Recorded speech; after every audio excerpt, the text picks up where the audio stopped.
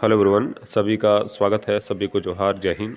Jharkhand police 4/2015 का matter जो कल के डेट में 2 अप्रैल के डेट में सुप्रीम कोर्ट में बहस हुई, उसके बारे में मैंने वीडियो में तो बता ही दिया। उसके बाद नेक्स्ट डेट कब है वो भी मैंने आपको जानकारी दे दी है। यहाँ पे आप देखेंगे तो ये हैं स्टूडेंट्स के वकील और ये हैं सरकारी वकील जो सरकार के पक्ष में रखते हैं, और इन दोनों के पक्षों को जो है वो यहाँ पे जजेज सुनने के द्वारा सुना जाता है। और ये 2 जजेज ऐसे हैं जो इन दोनों के पक्षों को सुनते हैं। उसके बाद जो है वो जजमेंट डिसाइड करके और जजमेंट को जो है वो आपके समक्ष रखेंगे।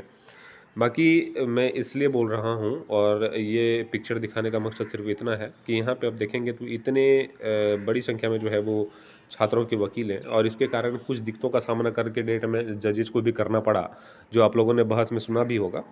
उसके बाद मैं एक चीज़ यहाँ ज़रूर कहूँगा कि इनका फ़ी जो है वो काफ़ी बड़ी संख्या में है, और स्टूडेंटों के द्वारा एक बहस के लिए इनको उतारना उतना संभव नहीं हो पाता है, लेकिन किसी तरह से इन वकीलों को उतारा जा रहा है। इसके बाद समस्याएं क्या आ रही है थोड़ा आप देखिएगा कि इतना परिश्रम के बाद छात्रों के द्वारा इतना परिश्रम के बाद इन वकीलों को उतारा जाता है। सीनियर वकील हैं, इनका फ़ी कुछ ज़्यादा ही है। उसके बाद अगर इस तरह का मैटर आपको देखने को मिल जाए कि service is not complete on respondent number इतना इतना इतना, और यहाँ भी देखिएगा, यहाँ भी देखिएगा और यहाँ भी देखिएगा, तो ये सब मैटर जो है कोई छोटा मैटर नहीं है। मैं हमेशा एक चीज़ बोलता आया हूँ कि वकील करने के बाद जो है वकील से जो है बचने का प्रयास आपको करने चाहिए। किस तरह से उनसे बचा जाए इसके बारे में आपको सोचनी चाहिए। तो वो चीज़ें अभी स्टूडेंट के द्वारा नहीं सोचा जा रहा है। क्या ये पता नहीं होगा उन वकीलों को भी कि जो है रीजवेंडर नहीं डाला गया है, या उन सभी छात्रों को जो इस केस से रिलेटेड हैं उनको नहीं पता कि रिजवेंडर जो है मैंने नहीं डाला है? बिल्कुल पता होगा। लेकिन वो सब जानने के बावजूद भी अगर इतनी बड़ी संख्या में वकील उतरे और इनका पैसा वेस्ट हो जाए तो आप समझ सकते हैं कितना बड़ा दुर्भाग्यपूर्ण वाली बात है। मेरी बातें आपको याद आ रही होगी कि एक टाइम में मैं बोलता था कि 6 केसेस जो हैं इनका बहुत विपरीत प्रभाव पड़ने वाला है, और अभी ये चीज़ें प्रूव भी हो रही होंगी कि मैंने क्या कहा था उस वक्त। और सभी केस को जो है इस तरह से आगे बढ़ा लिया गया, और इसके पीछे मैंने रीज़न भी दिया क्योंकि छात्रों से मेरी बात भी हुई थी। इसमें छात्रों में एक दुविधाएं ऐसी उत्पन्न हो गई कि छात्र जो है अपने अपने केस में जो है आगे बढ़ने लगे, और उनका सिर्फ इतना ही सोचना था कि अगर मेरा केस आगे जाएगा, अगर मेरे केस में बहस होगा, अगर मेरे केस में सीनियर वकील उतरेंगे तो मेरा सिलेक्शन हो जाएगा। और मैं हमेशा एक चीज़ आपको बताते आया हूँ कि क्षैतिज आरक्षण पे आप लोग लड़िए। क्षैतिज आरक्षण पे अगर जीत होती है तो जो है जनरल मेरिट जिस तरह से आता है उसी तरह से वहाँ दिया जाएगा। लेकिन नहीं, ऐसा हुआ नहीं, और छात्रों के बीच अब ऐसा स्थिति उत्पन्न हो गया है कि जो केस 1 से 2 हियरिंग में क्लियर हो जाना था, उस केस को जो है 3 हियरिंग से सिर्फ डेट मिल रहा है, और जजेज जो है सुनने के लिए तैयार तक नहीं है कि मैटर क्या है। आप लोगों ने कल के जो है वो बहस में ज़रूर देखा होगा कि वहाँ पे जैसे ही सरकार के वकील के द्वारा ये कहा गया कि service is not completed, service को कंप्लीट नहीं किया गया है छात्रों के द्वारा, तो वहाँ पे आप लोग देखेंगे तो कि तुरंत वहाँ से बोला गया 3 वीक एक्सटेंशन, 3 वीक का जो है वो टाइम दिया गया। उसके बाद जो है छात्रों के वकीलों के द्वारा कुछ बातें रखी गई कि क्षैतिज आरक्षण का है, महिला सीट का है, उसके बाद रखा गया।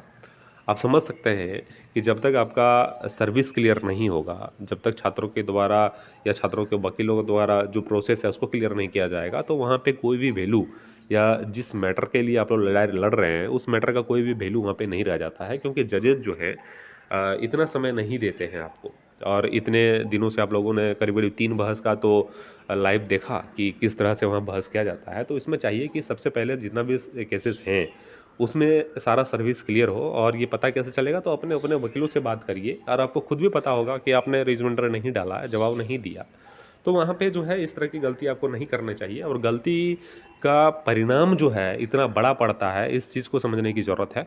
परिणाम मैं बोलूँ तो यही कि आप रिजवेंडर डालते तो रिजवेंडर डालने में बहुत खर्च होता है, तो 12 करके 36,000 रुपया, 36,000 रुपया रिजवेंडर में खर्च होता है। 3 रिजवेंडर की बात मैं कर रहा हूँ।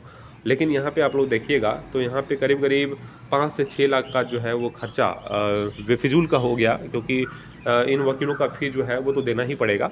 ये बिना फ़ी के आपके फिर से नेक्स्ट हियरिंग में नहीं लड़ेंगे। तो तो वहाँ पे जो है छात्रों को थोड़ा सामंजस्य बैठाने की ज़रूरत थी। और जिस तरह से मैं हमेशा एक चीज़ बोलता हूँ कि एकजुटता होनी चाहिए, लेकिन छात्रों और छात्र लीडरों की समझ मुझे नहीं पता कि किस ओर जा रही है, और ये केस जो है इसका भविष्य कितने दिनों तक और टलेगा। यहाँ पे इसकी संभावना बताना तो मैं सही नहीं समझता हूँ, क्योंकि आप देखेंगे कि अगर 30 अप्रैल को जो है कुछ फिर हो जाता है, तो इसके बाद जो है गर्मी की छुट्टियां स्टार्ट हो जाएंगी, और एक लंबा समय करीब करीब 1.5 से 2 महीना का जो है वो छुट्टी यहाँ पे कोर्ट्स को होता है, तो वहाँ पे फिर से आपका डिले हो जाएगा। और उसके बाद अगर न्यू फिर से सेशन स्टार्ट होगा यहाँ पे, तो उसके बाद आपके केसेस को फिर नए सिरे से सुना जाएगा, क्योंकि इतना लंबा समय के बाद कोर्ट ओपन होंगे, तो वहाँ पे आपके मैटर को जो है फिर से सुना जाएगा। तो यहाँ पे समस्याएं उत्पन्न हो रही है या होने वाली है, इसलिए सभी छात्रों को अभी भी सचेत हो जाना चाहिए और एकजुटता के साथ जो है वो आगे के प्रोसेस को देखना चाहिए, सामंजस्य बैठाना चाहिए, किस तरह से लड़ा जाए, अपने वकीलों से बात करनी चाहिए, और शॉर्ट टाइम में किस तरह से इसको क्लियर कराने का प्रयास होना चाहिए। ये वकीलों के माध्यम से जो है सजेशन लेते हुए कार्य करना चाहिए, ताकि जल्दी से जल्दी जो है वो जजमेंट आ सके। जजमेंट कुछ भी हो, लेकिन जजमेंट आना ज़रूरी अब हो गया है। जिस तरह से मैं हमेशा छात्रों को बोल रहा हूँ कि ये जजमेंट सबसे पहले आना चाहिए, उसके बाद जो है रिजल्ट किस तरह हो, रिजल्ट किस तरह से पब्लिश होगा, इसके बारे में सोचना चाहिए।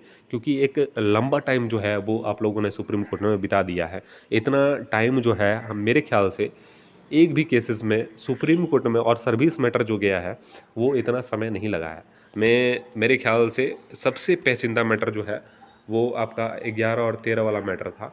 इसको भी जो है 1 से 1.5 साल में क्लियर कर दिया गया, लेकिन आपके केसेस में जो है वो लंबा समय लग रहा है, और रीज़न जो है आप लोग खुद है। आपकी गलतियां जो है वो सबके सामने आता है, और जिस तरह से आप लोगों ने कल के डेट में आप लोगों ने देखा कि जो गलतियां की गई वो मामूली गलती था जो नहीं करना चाहिए था, और अगर गलती नहीं होती तो उसका परिणाम क्या होता है वो भी थोड़ा जान लीजिए। उसका परिणाम यही होता है कि जिस तरह से छात्रों के वकीलों ने बात रखा कि क्षैतिज आरक्षण इट कैन बी हॉरिजेंटल और नॉट, सभी छात्रों के वकीलों ने पूछा, और वहाँ पे जवाब आपका क्या आएगा ये मैं पहले ही वीडियो में बता चुका हूँ कि ये हॉरिजॉन्टल है, और महिला सीट अगर खाली रहने पर पुरुष से भरा जाएगा, और ये नियम है, और इस पे जो है वो हरी झंडी आपको ईजिली मिल जाता। लेकिन ऐसा हुआ नहीं, और इस बात को सुना भी नहीं गया, और सुनना भी नहीं चाहिए जब तक सर्विस मैटर क्लियर नहीं होगा।